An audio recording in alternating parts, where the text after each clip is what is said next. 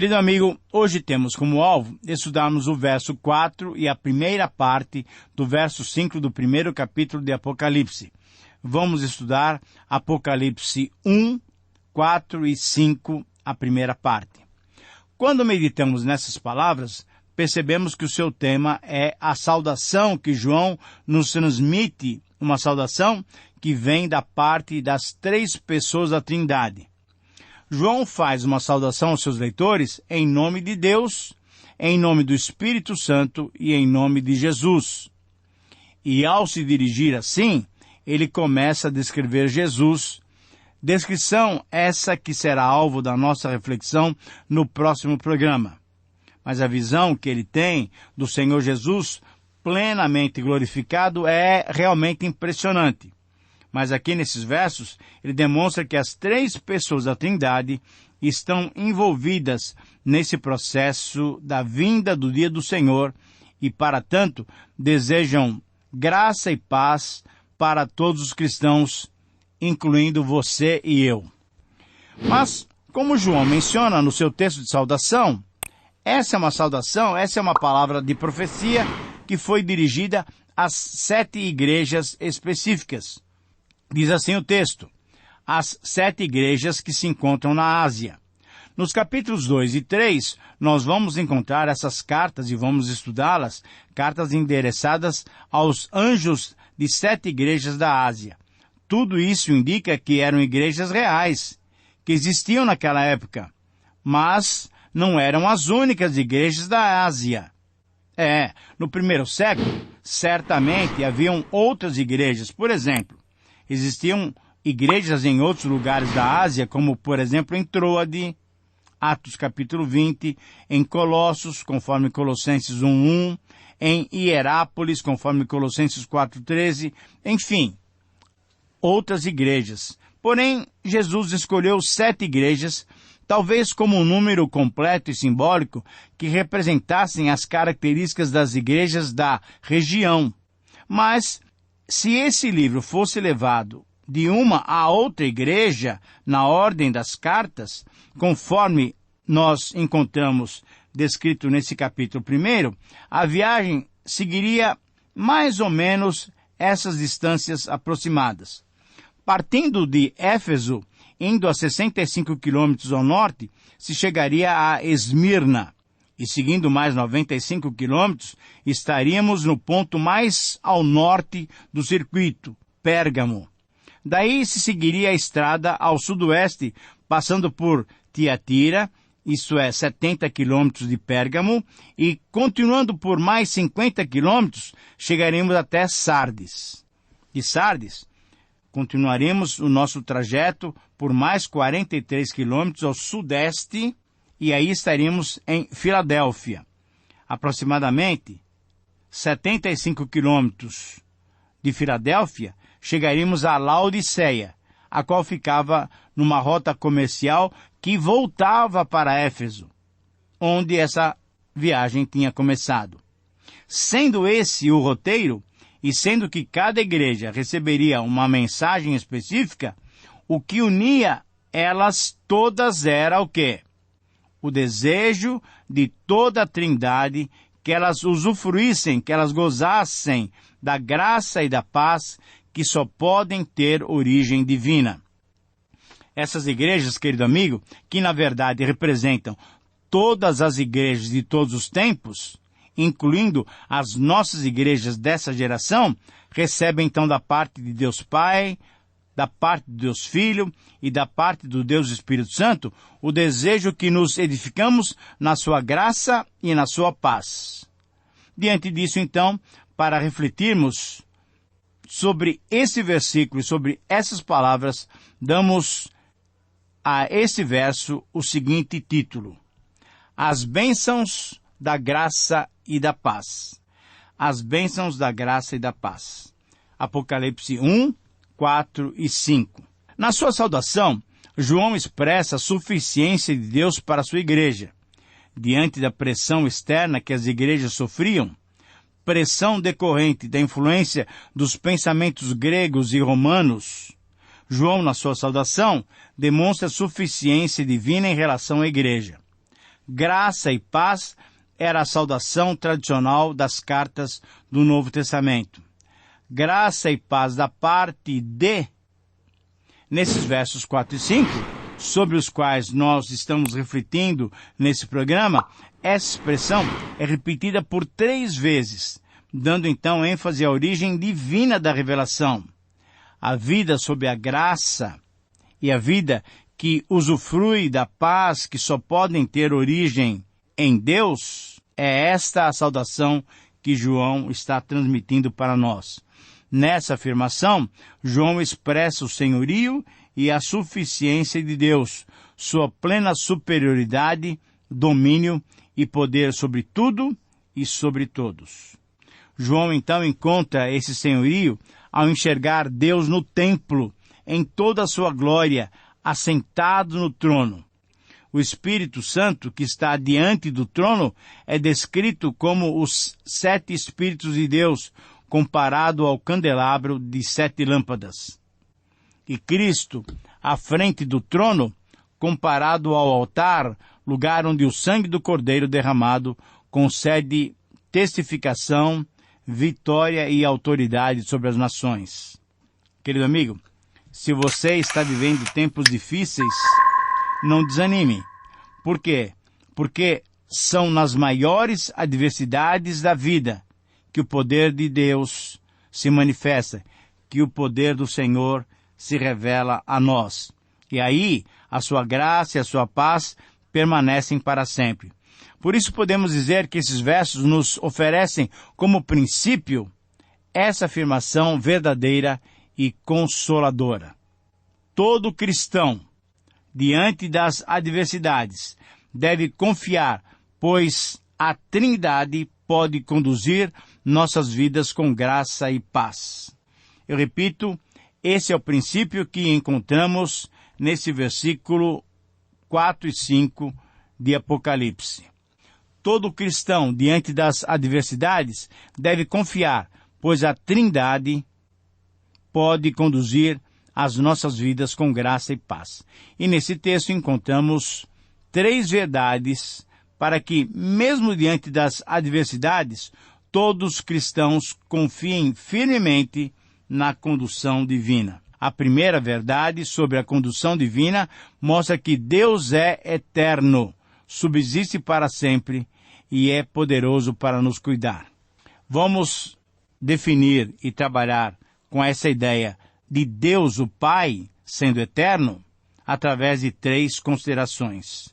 Deus é, isso é, aquele que é, aquele que era e aquele que há de vir.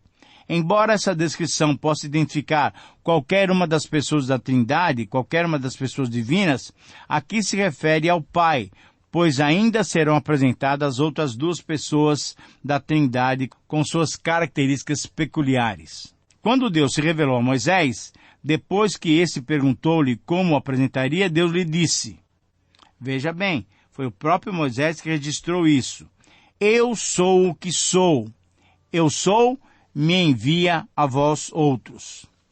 Ao definir assim a Deus, João estava comunicando essa grande verdade para nós. Deus é.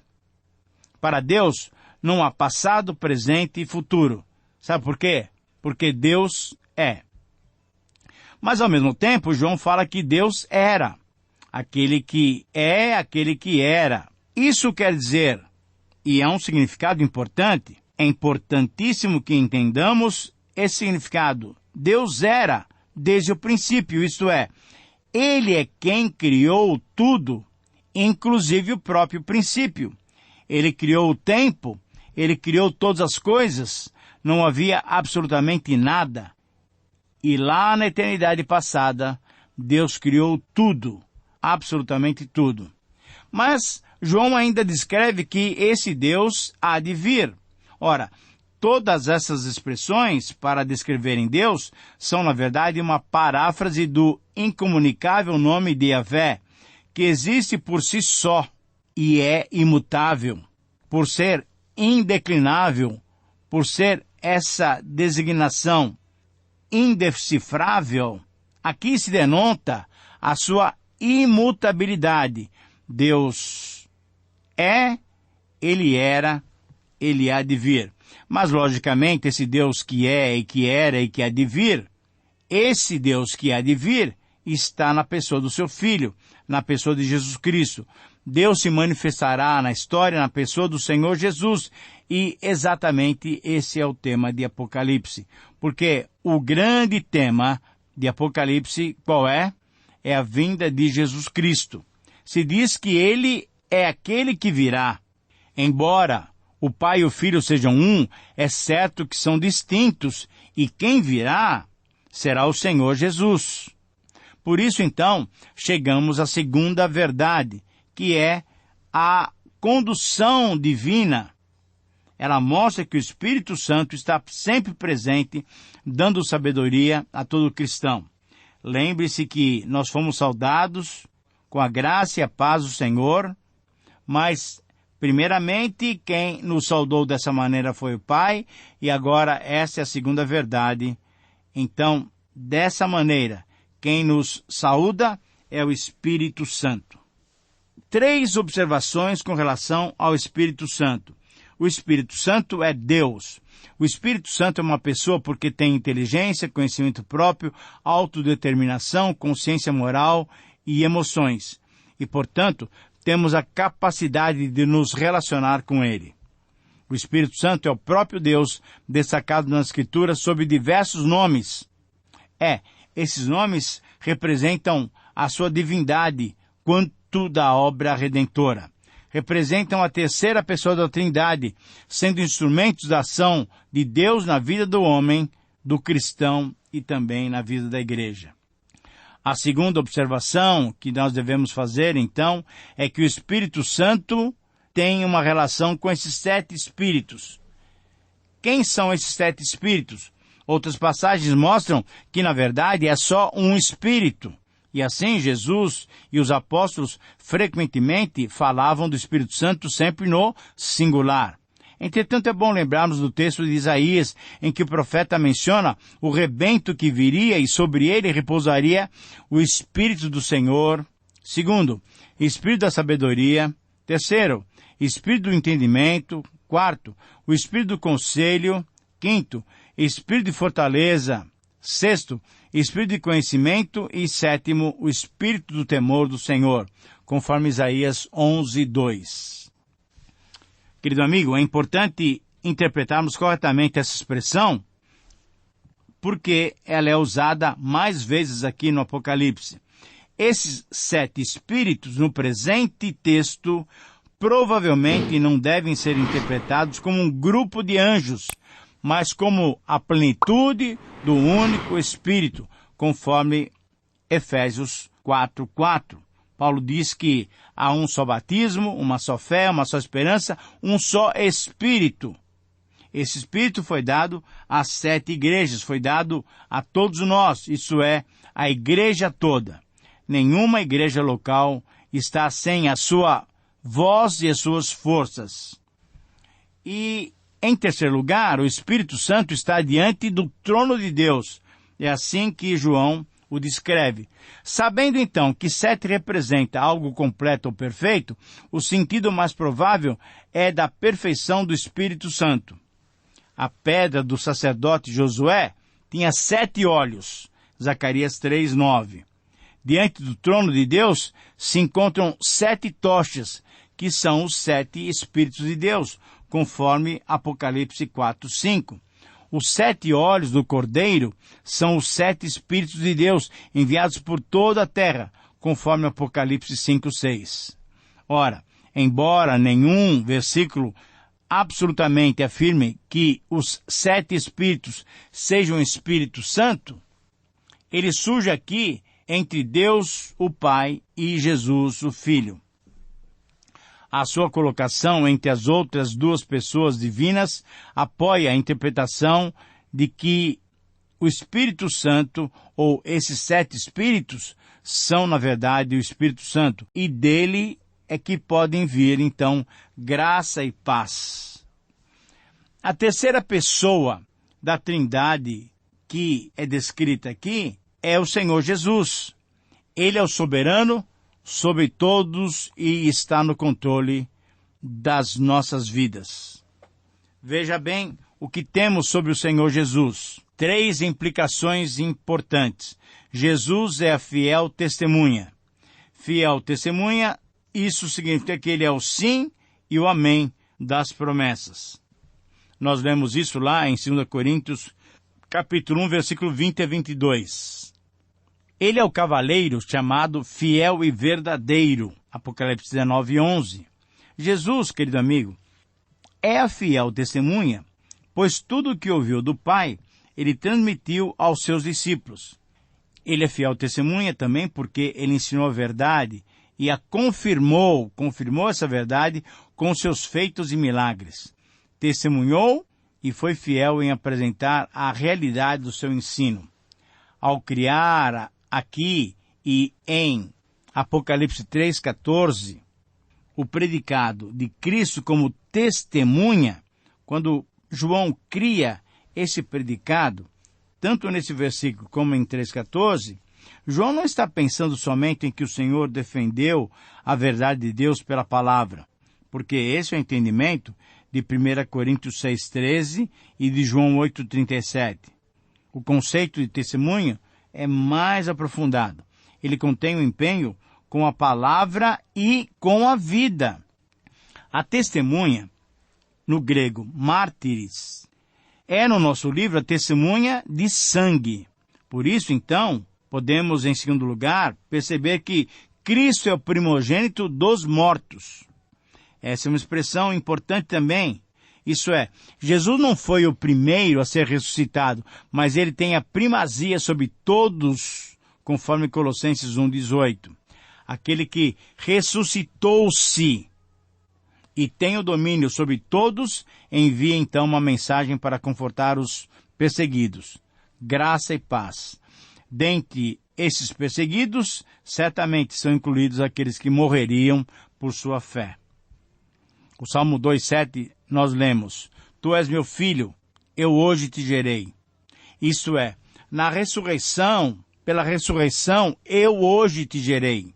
Foi nessa ocasião, historicamente, que a sua filiação divina, como Deus homem, foi manifestada e foi abertamente testemunhada pelo Pai.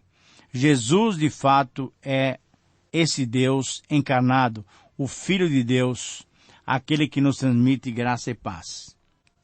Mas, querido amigo, João ainda mostra que Jesus é o soberano dos reis da terra. Jesus não domina apenas os servos fiéis, ele é o soberano dos reis humanos. Por exemplo, veja Daniel 4,32. Ele governa os governantes, incluindo aqueles que perseguiriam os cristãos. A Bíblia afirma que Jesus é o soberano dos reis da terra. Pedro diz que os poderes estão sujeitos a Jesus. Paulo diz que todas as coisas já foram colocadas debaixo dos seus pés. E no Apocalipse, Jesus mesmo disse que já recebeu essa autoridade do Pai.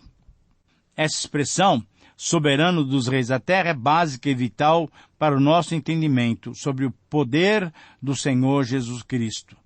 Querido amigo, as ferramentas que o adversário de Cristo escolheu para si e pelas quais ele foi reconhecido como seu rei maior, isso é, são os reis da terra. Em consonância com o Salmo 2, eles repetidamente aparecem como inimigos de Deus e de Cristo.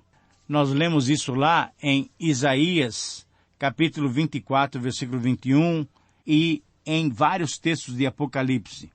Sua hostilidade incendiou-se quando o Messias foi instalado como rei maior. Desse modo, eles se tornam cativos do príncipe desse mundo, esses reinos, e passaram a ser vassalos desse grande antagonista do Senhor Jesus. Mas agora estão todos sob o encanto da mulher e o séquito da besta. Diante desse pano de fundo, a designação de Jesus como soberano dos reis da terra é uma designação especial. É o programa da ascensão e o programa do presente livro. Crucificado, Jesus foi ressuscitado e ele governa até que haja posto todos os inimigos debaixo dos seus pés. Querido amigo, eu concluo essa reflexão dizendo que você tem que dar toda a atenção para ela, porque ela é uma palavra profética, é a voz de Deus. Essas afirmações vão de encontro, são contrárias à dura experiência que a igreja do primeiro século vivia. Dificuldades teremos, mas podemos ter certeza de que temos a graça e a paz do nosso Deus ao nosso lado. Um grande abraço, o Senhor te abençoe, até o próximo programa.